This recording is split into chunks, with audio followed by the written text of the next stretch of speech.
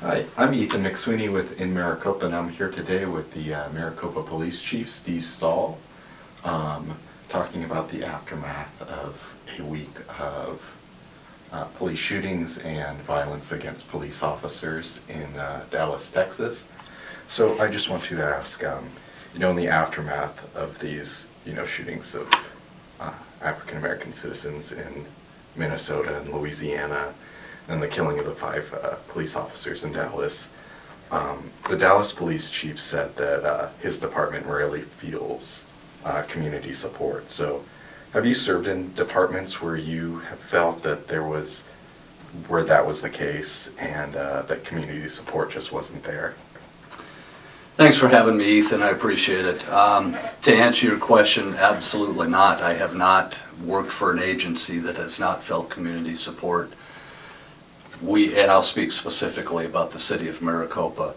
One of the things that continues to astound a lot of my peers across the country is we do have community support. We have a lot of community programs, and rarely do you see a police department that has a group of volunteers that outnumbers the number of sworn personnel that you have in your agency, which is the case here in our city. Okay.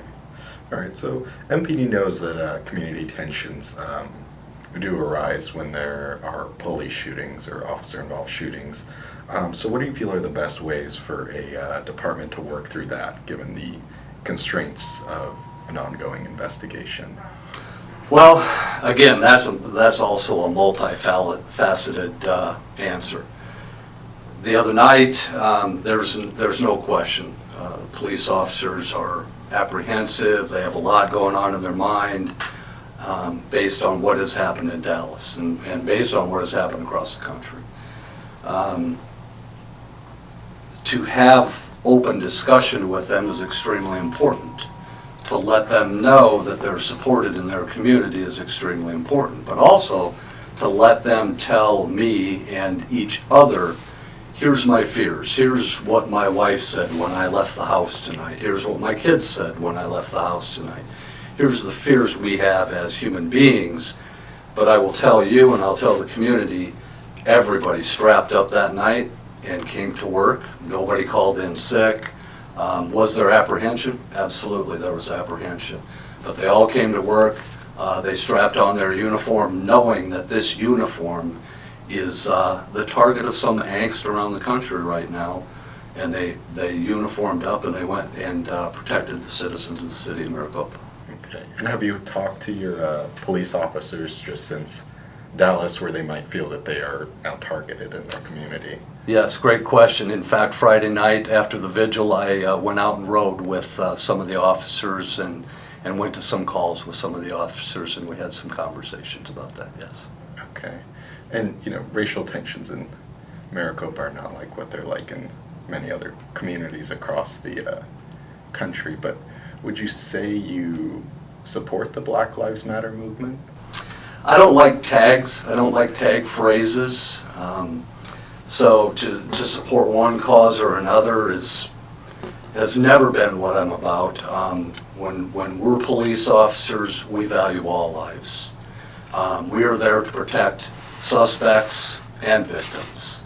We're there to treat people respectfully, and we don't put a hashtag on how we do our job or who we protect or anything like that.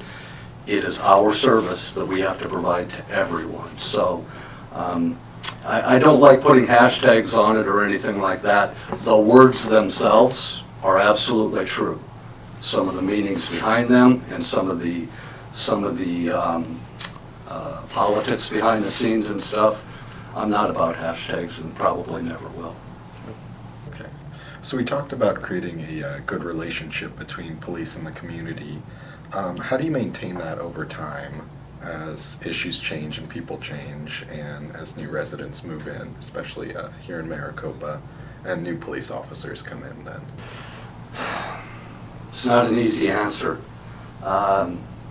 In fact, I was having a conversation this morning earlier with somebody, and communication is a very misused word in our society. Communication usually refers to somebody relaying their message to somebody else. But communication is a two-way thing.